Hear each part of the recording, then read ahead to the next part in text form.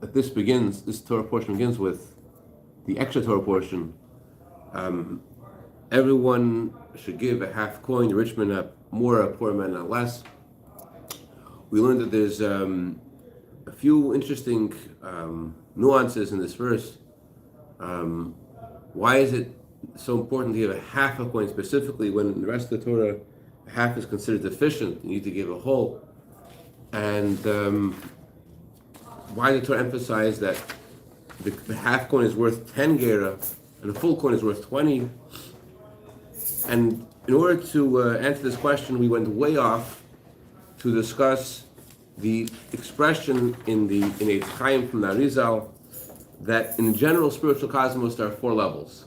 There are vessels, there are garments, lights, and chambers. And we learned that these 4 things, vessels, lights, chambers, and garments, correspond to the 4 worlds, and they correspond to the 4 letters of God's name. Yesterday, primarily, we focused on lights and vessels. And we learned how Hashem makes lights and vessels to be commensurate to each other. The highest level of these 4 is, of course, lights. They correspond to the world of Atzilus, and they're about revelation of Hashem. They're about the ayin. They're about nothingness, meaning a sense of total obligation to Hashem.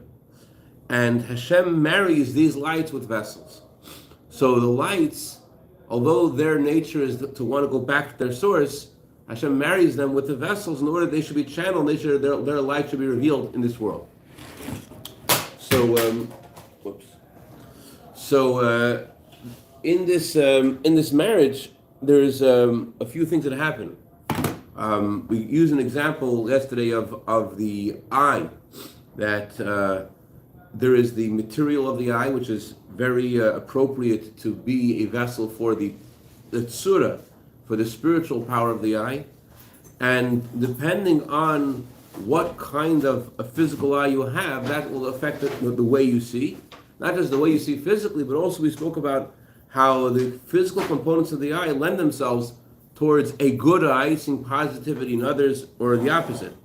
We also learned that the same applies with the brain. The brain is a vessel for the light of the soul, and although Beis Shammai's soul is connected to being gvura and being strict, and so to all of our fellow ladies out there, Rabbi Chaim. But it's not just the soul of Beis Shammai that is connected to being strict, but his brain has to fit the soul as well. Hashem marries the light to the vessel, and Rebbe doesn't mention this in this Maamar, but in other discourses it talks about how the purpose of a vessel is to hide the pnimius and to reveal the chitzenius.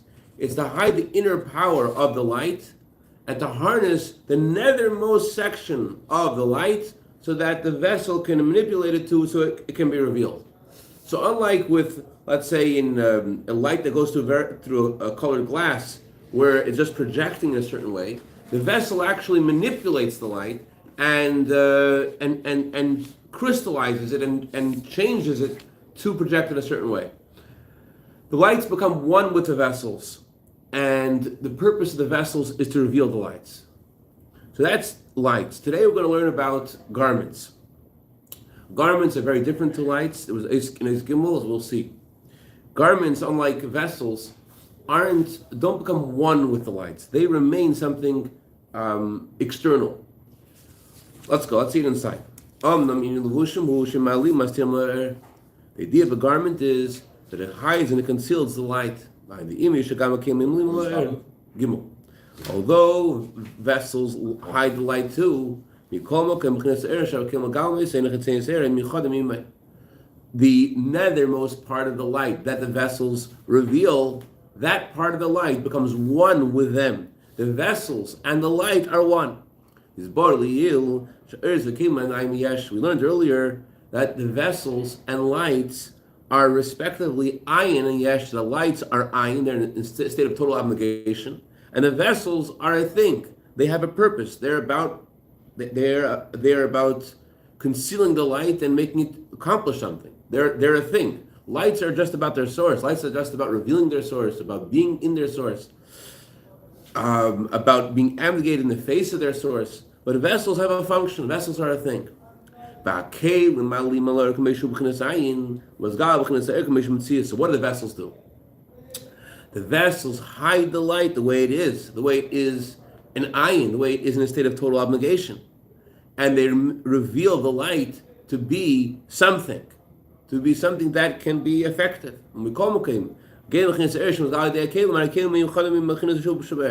So they aren't harnessing the higher part of the light, the ayin in the light, the abnegation in the light, but they are harnessing the mitzias, the existence, the thinginess, if you will, of the light.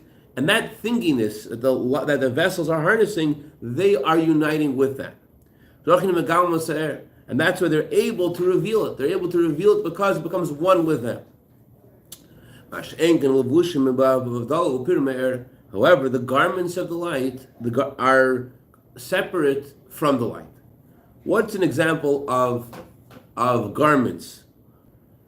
What are garments about? So the word garments means physical clothing, but that doesn't explain in detail what garments are spiritually and what the highest level of garments are spiritually, and how they are different to what vessels are. Let's go. If you don't understand yet, it's good, because Rebbe says v'yuvans, we're going to understand this. V'yuvans are gamkein k'meishu bad. One understands by first looking at the way this is by human being. The Cashapp just like we learned about vessels as they are in a person. Remember the example of the brain, the example of the eye. Also understand what garments are by looking at the garments of a person. Although the garments of a person have a connection to that person wearing those garments, you cannot compare the garments that you wear for your head, or the garments you wear for your body, or the garments you wear for your feet. They're different kinds of garments. It's not just the size. The head has the one size garment, and the feet have a different size garment, right? It's not just the size, and each person has a different size hat and different size socks.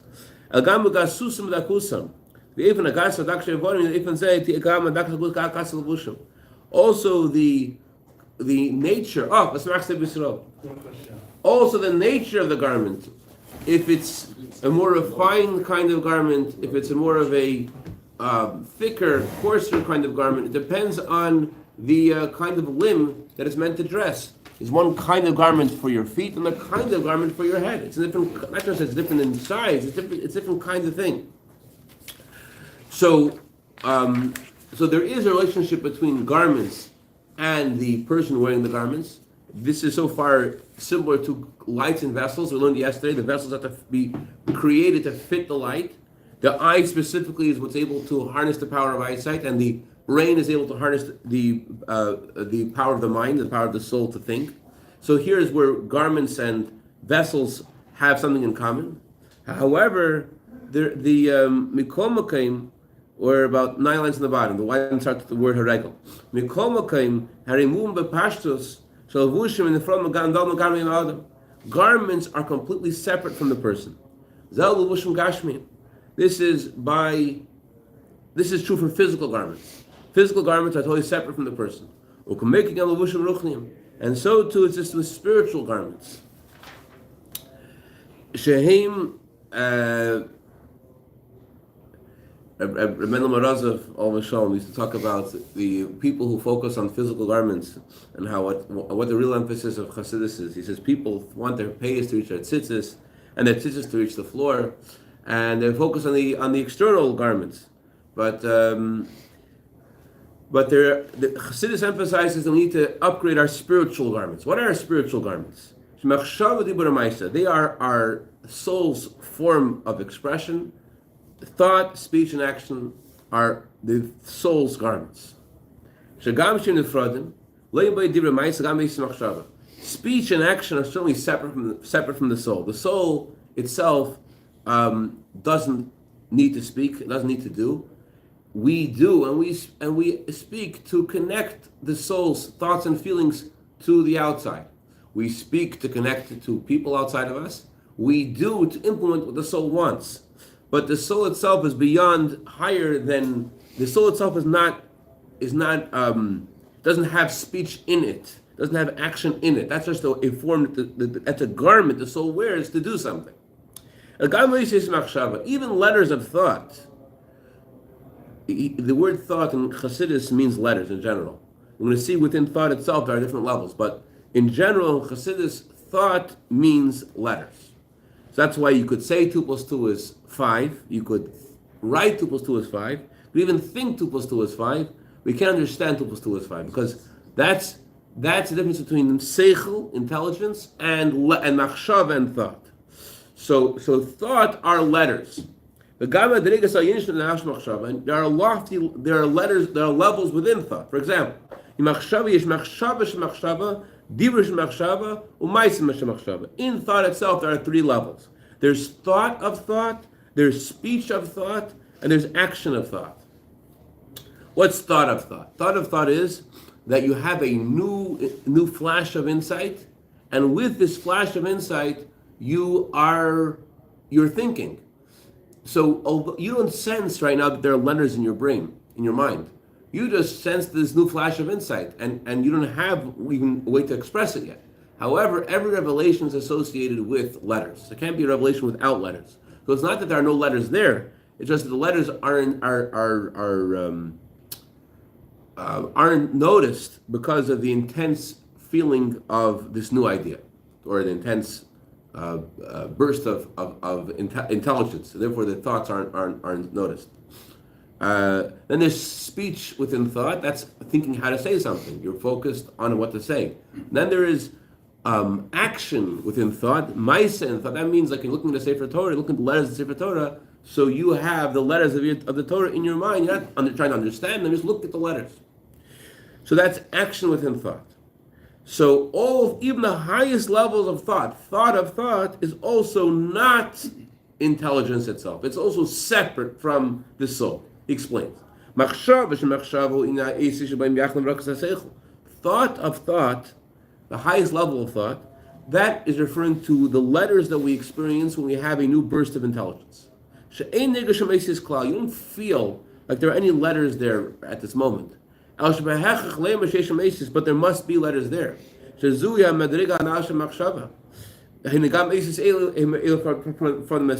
those letters that you must be experiencing, because every revelation is through letters, those letters are not part of the intelligence. Now, they're not part of that burst of information that you just got. You're trying to figure out this Rashi, and you now understand the Rashi. So that burst of insight is not the letters themselves. However, there must be letters there so that your conscious mind should be able to experience them. Top of 270. Although you don't feel those letters at all, they are they're there and they're distinct from the intelligence itself. What's the proof that those aren't part of the intelligence itself? Why are we there insisting that that's not the soul itself, that that's something separate from the soul, separate from the intelligence of the soul? The proof for this is you could say that same idea in other words. That's the meaning of a garment. The garment means you could switch it with something else. That indicates that those letters are not the intelligence itself. So you can take that same intense burst of insight and you could now dress it in other words. That indicates that the words you had before weren't part of the same idea.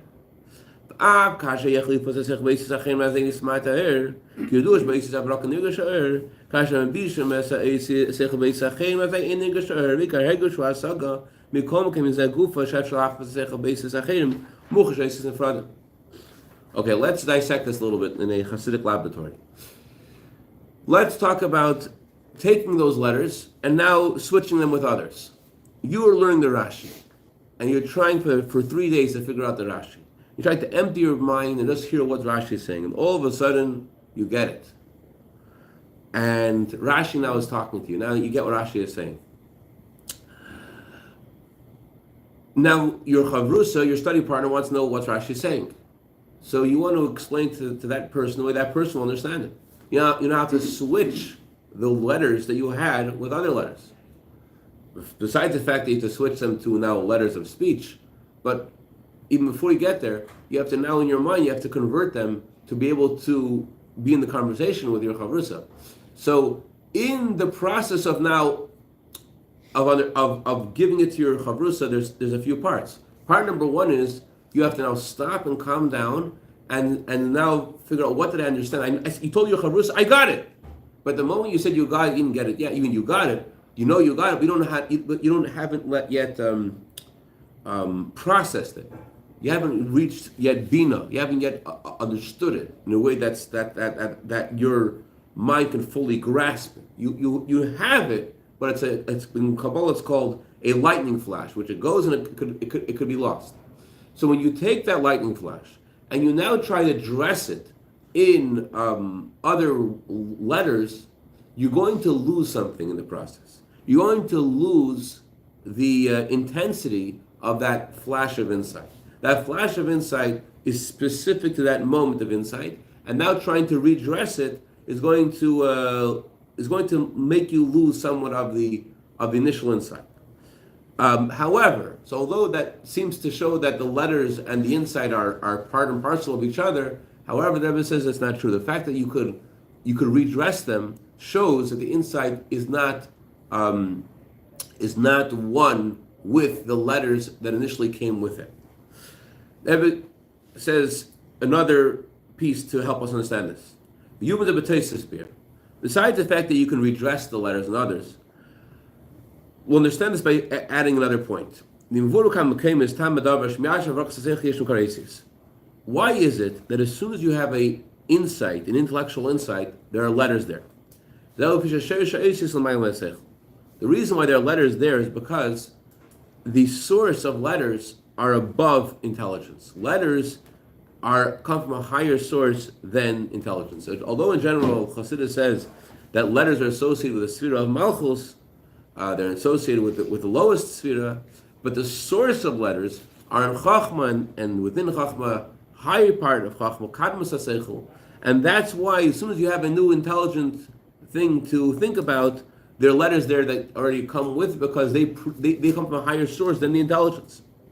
Sometimes chassidus uses expression they come from what is beyond intelligence. Sometimes chassidus use expression they come from the essence of the soul, different levels, all different kinds of letters. So as soon as you have an insight, there are letters there. They exist already in the source of intelligence. In kadmas haseichel, in the essence of the soul, there are letters there as well. So on the one hand, letters come right with that burst of insight because letters have a higher source than the insight itself. On the other hand, although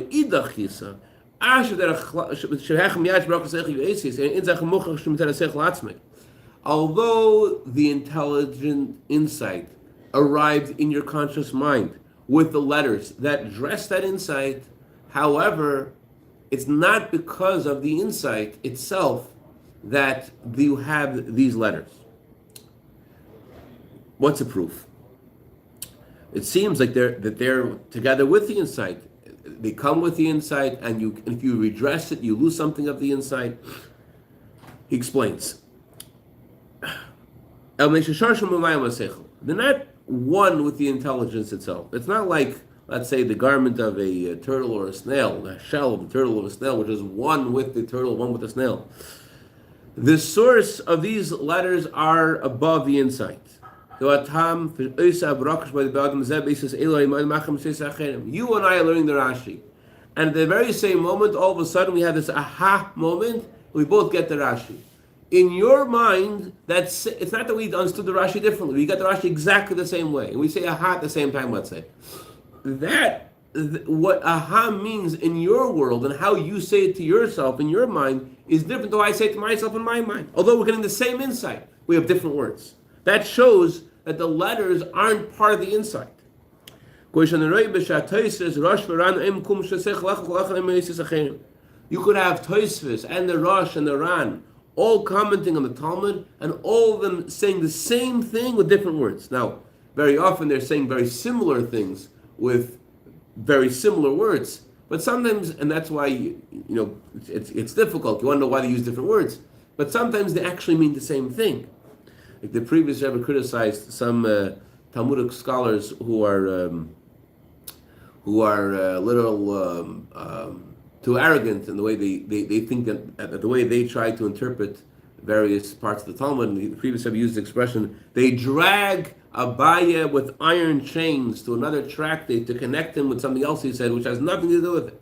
So the Rosh and the Tesis and the Ram may be almost saying the same thing, yet they use different letters. Why do they use different letters? They use different letters because letters aren't part of the idea. Letters come from your soul, not from the idea. But the letters aren't coming with lightning flash itself. They're coming from the soul. And therefore, since there are different souls, different letters. This all is meant to give us the following idea. That letters are separate from the idea itself. They aren't coming from the idea. This is the highest kind of thought. Thought within thought, right? As opposed to how much more so the thought that you use to say something, or you're just trying to think about letters themselves, action of thought, for sure, those thoughts are separate from the idea itself. They're separate from the soul's ability to think and feel. When you're trying to arrange the letters so that they should go into this person's mind, I want to know what words I can say this person will get it. It's obvious that these letters are separate from the intelligence. And that's the difference between vessels and garments. Vessels are one with the light. They become one with it. And the way the energy is expressed is according to the vessel itself. Like we learned yesterday about the ability to see, the ability to think. Your mind is thinking with the soul power to think.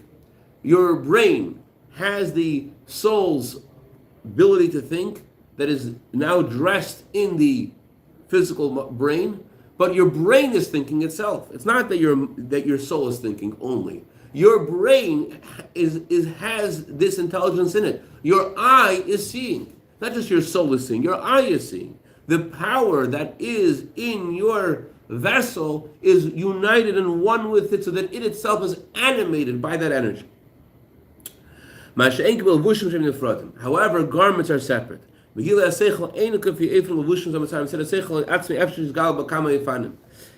say about intelligence the same thing we say about, we don't say about garments the same thing we say about vessels. About vessels we said that Hashem specifically creates the vessels to fit the light.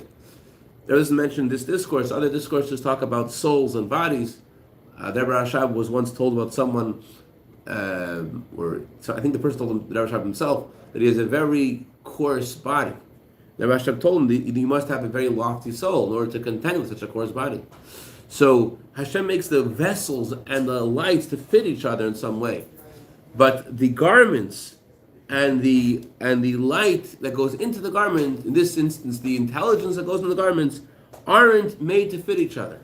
The same idea can be revealed in many, many different kinds of letters, and the differences that we find in the letters is not because of intelligence itself, but it's because the letters themselves have their origin in the essence of the soul. Everyone has different soul, and that's why they have different letters.